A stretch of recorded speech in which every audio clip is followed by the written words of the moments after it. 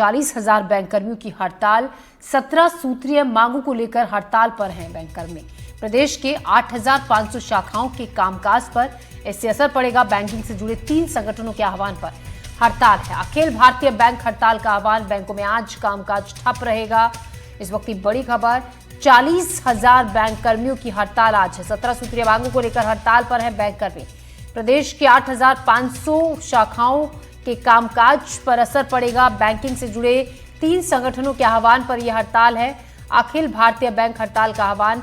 बैंकों में आज कामकाज पूरी तरीके से ठप रहेगा। देवश्री माली इस खबर पर ज्यादा जानकारी के साथ हमारे साथ जुड़ रहे हैं। देव, जिस तरीके से बैंककर्मी हड़ताल पर हैं, बैंकिंग का जो कामकाज है उस पर असर पड़ रहा है, लोगों को काफी दिक्कतें भी आ रही है इसके चलते।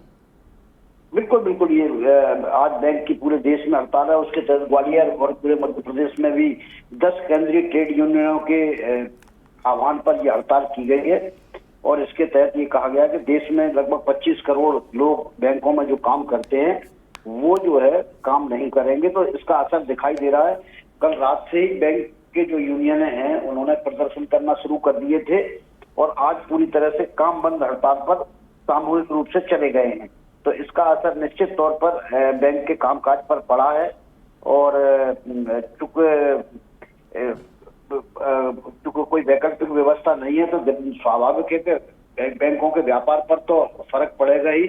जो ग्राहक हैं, जो उनके उपभोक्ता हैं, उन पर भी काफी असर पड़ रहा है, क्योंकि बैंकों में काम करने के लिए लोग मौजूद नहीं है।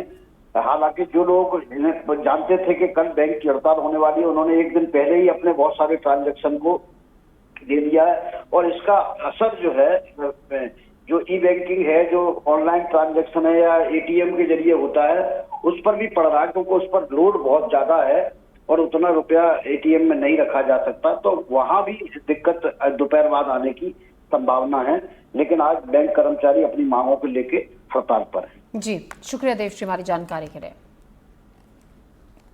खबर सीहोर से, जहां नर्मदा नदी का जलस्तर बढ़ा। बरगी बांध से पानी छोड़े जाने के बाद जलस्तर में बढ़ोतरी हुई। नांदेड़ बांकेनगर पुल के ऊपर पानी आ गया है। खतरे में को जान जोखिम में डालकर ऐसे में लोग रास्ता पार करते हुए नजर आए। नांदेड़ से कुसुमखेड़ा और जनमासा मार्ग दोनों तरफ से बंद है, जिसके चलते लोगों को काफी दिक्कत भी हो रही है।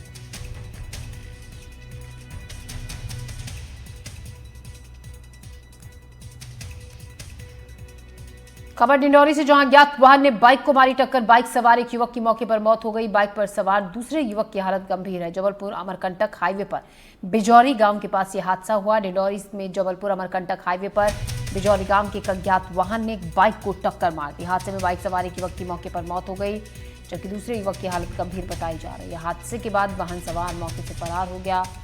फिलहाल पुलिस मामले की जांच में जुटी है।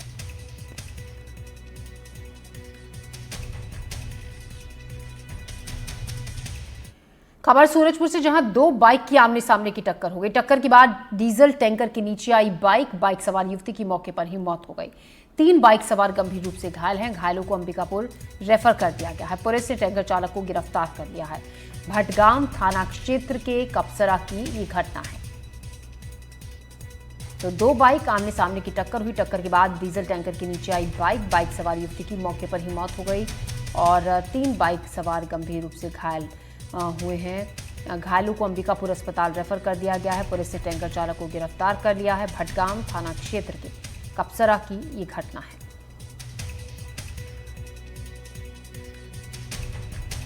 खबर जबलपुर से, जहां ट्रैफिक सिग्नल बंद होने का मामला, यातायात व्यवस्था पर हाईकोर्ट ने नाराजगी जताई। हाईकोर्ट ने सरकार और संबंधित पक्षों से जवाब मांगा।